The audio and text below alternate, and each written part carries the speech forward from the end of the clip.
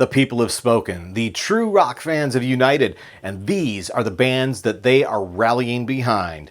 These are your picks for the Rock and Roll Hall of Fame's biggest snubs, and I'm about to reveal your top 5. Coming up next on Track by Track. Hey everybody, my name's Kyle and this is Track by Track, music reviews, news, and commentary. Thanks for tuning in today, and if this is your first time here, please take a second to click subscribe so you won't miss future reviews and more. The Rock and Roll Hall of Fame has long been a hot topic here on Track by Track. Every time I do a video on that subject, you guys show up in force in the comments section to express your very strong opinions about all things Rock Hall, the nominees, the inductees, and more than anything else, the snubs. After tabulating all of your comments from the past few years, I've come up with a comprehensive countdown of your picks for the biggest Rock Hall snubs of all time. It's a list shockingly packed with some of the biggest names in the history of music. Hopefully you've already watched part 1 of this countdown and seen the amazing acts that rank 10 through 6 in your top 10. In this video, we'll dive into the second half of the countdown, revealing your top 5 picks for the very biggest Rock Hall snubs. But before we resume the countdown, let's take a look at some of the big name acts that didn't make it into the top 10. We're actually going to look at the acts that ranked 11 through 30 because, holy cow, are there some shocking snubs here. Here's a rundown of the acts that you ranked from 30 through 21. What you see here is that 4 of those acts have been nominated for the Rock Hall at some point in the past, with the New York Dolls being the most nominated of this group, with 3 past nominations. Alice in Chains is still waiting for their first nomination following fellow Seattle rockers Soundgarden, who got their first nod in 2020, the same year as Thin Lizzy's first nom. Of course, Thin Lizzy has been eligible for 27 years, more than twice as long as either grunge act. But from this group, the real veteran act is rock guitar pioneer Link Wray. By Rock Hall rules, Link Wray was eligible for induction 3 years before the Rock Hall was even formed. In 2018, the Rock Hall introduced a special new category for singles in order to induct important songs. Among those first Rock Hall singles inducted was Link Wray's 1958 hit Rumble. Now, according to the Rock Hall, having a single inducted does not require the artist themselves to have been inducted, nor does it prevent the artist from being inducted at some point in the future. In the case of Rumble and all of the other 5 songs inducted in 2018, none of the artists had been inducted then or since. And incidentally, the Rock Hall has not continued the singles category in the 4 years since its debut, so who knows if it will ever return. Now, hang on to that thought for one more minute as we move on to the next group of acts you ranked 20 through 11, because you'll see Steppenwolf at number 17. Along with Link Wray, Steppenwolf's 1968 classic Born to be Wild was inducted as a single in 2018. The band themselves received their sole nomination the year prior. Could they generate enough support to get into the Rock Hall as performers and not just their single? I have strong doubts about that. Looking at some of the other acts here, I have to mention that in the vast majority of cases, with Kansas and Boston, when any of you proposed one, you almost always proposed the other as well. Neither geographically named group has yet earned their first nomination. But of course, Rage Against the Machine has now been nominated in 4 of the past 5 years, including their first year of eligibility in 2018. They didn't make your top 10, but I can't say I'm surprised since they didn't make the top 10 in the official fan vote this year either. And finally, sitting just outside your top 10 are 2 acts from often snubbed genres. You ranked metal legends and 2020 Rock Hall nominee Motorhead at number 12, and prog rock pioneers King Crimson at number 11. Alright, so I don't want to get too deep into the subject of what is rock and roll here, but based on your votes, you've made your opinion on the subject very clear. On my other Rock Hall videos, there's been hundreds of comments from viewers that have been unhappy with how so many R&B, hip-hop, and especially rap acts have been inducted over the past few years. Many of you have commented that that's not rock and roll. Well, looking at this top 30, I think we can all agree these acts are most definitely rock and roll. The closest any of these acts gets to hip-hop is perhaps Rage Against the Machine, a band that occasionally infuses urban elements into their sound.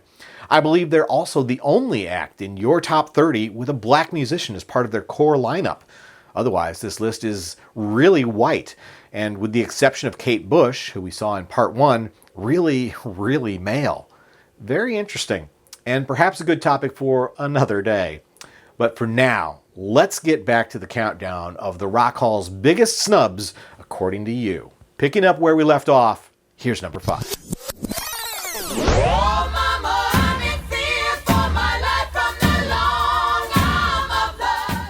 How's about Styx? Good question, Ron. Year after year, the nominations are announced, and year after year, fans like Mike P. are left saying, "No Styx again? Why has Styx not made it?" Angus asks. Ronnie Harper blames the powers that be, aka the Rock and Roll Hall of Fame. And yeah, I think that checks out. I could try to make a case for Styx to be inducted, but I doubt I could do so as comprehensively as a viewer curiously named Vitality Massage. They provided a rundown of 12 of the band's biggest hits, as well as an explanation of how, unlike many other acts that have been inducted, Styx is a pure rock and roll band. Not sure I'm on board with the digs at heavy metal, punk, and grunge, but it's hard to disagree with the other merits outlined here. Apparently, many of you agree, which is why Styx ranked at number 5 in your top 10.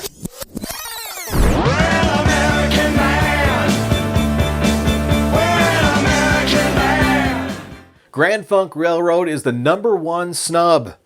David, I hate to break it to you, but they're actually number 4. Still, this is an act that has been consistently mentioned on all my Rock Hall videos, so I knew they'd rank pretty high on your list. So many great comments on these guys. Not having Grand Funk in the Rock Hall is simply a huge miss, Roger Duncan writes. TJ Ash highlights the group's accomplishment of being the first American band to score 10 consecutive platinum albums.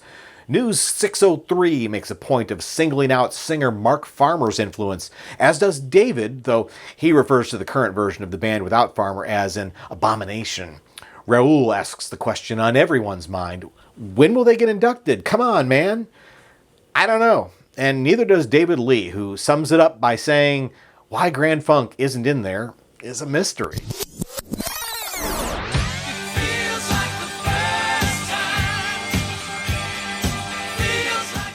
I have to admit, the act that surprised me the most on this countdown is Foreigner. I didn't expect them to be top 10 material, let alone top 3. But for Sergio, the Foreigner snub was the one that upset them the most. When the nominations were announced this year, Bill Graper looked them over and responded, "Again, no Foreigner equals fail." Don Arlington agreed, saying, "No Foreigner? Come on."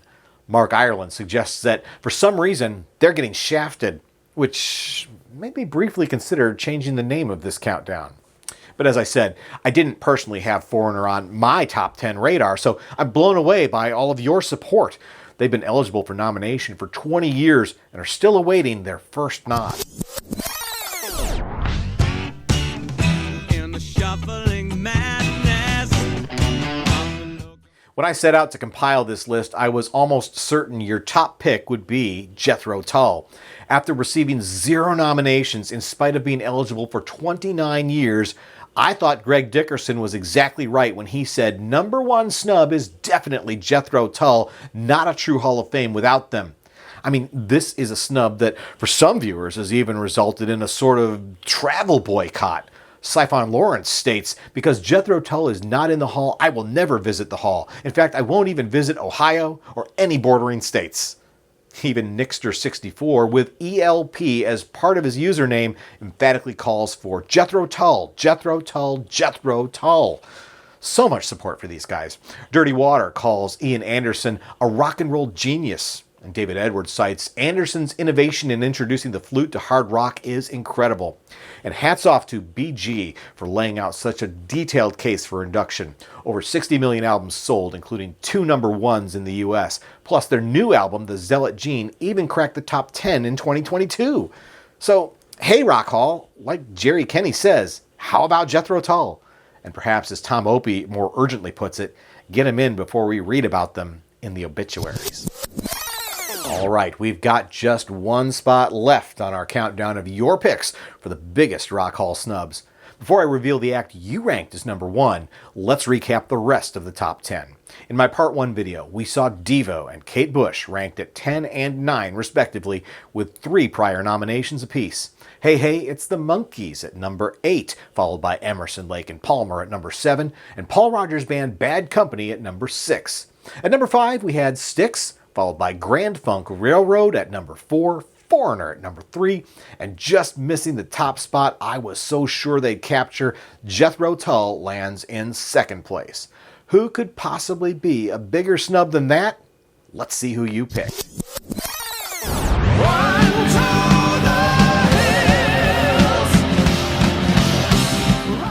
Yes, Pablo Hank, it's Iron Maiden, 7 exclamation points. These heavy metal legends have been eligible for induction for over 20 years, but only recently received their first ever nomination. Carvetti is exactly right in saying Maiden should have been in the Rock Hall years ago. Stephen Kaysen cites the band's hard work as a factor, while Gerardo Sanchez elevates their status to gods among simple mortals. That high praise is only eclipsed by Man Francisco, who says Iron Maiden is as long overdue as KC and the Sunshine Band. Meanwhile, some fans went the opposite route with their comments. Helga Ratbone says, I hope Iron Maiden never gets in. The Rock and Roll Hall of Fame isn't worthy of them. Jose L. Martinez suggests Iron Maiden doesn't need the Hall of Fame. Why? Because they're Iron Maiden. Well, I have to say, with Judas Priest finally getting inducted, I'm hopeful that we'll start to see more metal acts getting the recognition they deserve. Maureen Wag is right. We need more metal artists to be inducted. That's a sentiment I hear repeatedly from my audience. I certainly hope the tide is turning and that Iron Maiden will ride that wave behind Judas Priest right into the Rock Hall as they deserve. I think Ronaldo Costa expressed it best, so I'm going to let him have the final word on this snub. Here's what he had to say. In my humble opinion, when it comes to something that has the name rock and roll in its title, among all the nominees, the one that most deserves it is Iron Maiden, one of the most iconic, influential, and long-loved bands in rock history. Well, here we are at the end of our countdown and the end of 2022. Take one last look at this impressive list of acts that you voted into your top 10. These are undoubtedly some of the biggest names in the history of rock and roll, yet they are still not included in that eponymous Hall of Fame. Several months from now, the next group of inductees will be revealed for the Rock and Roll Hall of Fame's class of 2023. How many of these names will be on that list? And how many of them will, sadly, criminally, be adding to their ongoing snub tally? When the next list of nominees and inductees are announced, I'm sure we'll all have a lot to say. So you be sure to look for new Rock Hall videos right here on Track by Track. And as always, I'll be looking for your comments and opinions as well. Once again, my name's Kyle, and this has been Track by Track. If you like this video, be sure to give it a thumbs up, plus check out some of these other videos below that I think you might also enjoy. And of course, be sure to subscribe, because true music fans always want new releases the day they come out. Thanks for watching, and I'll see you next time.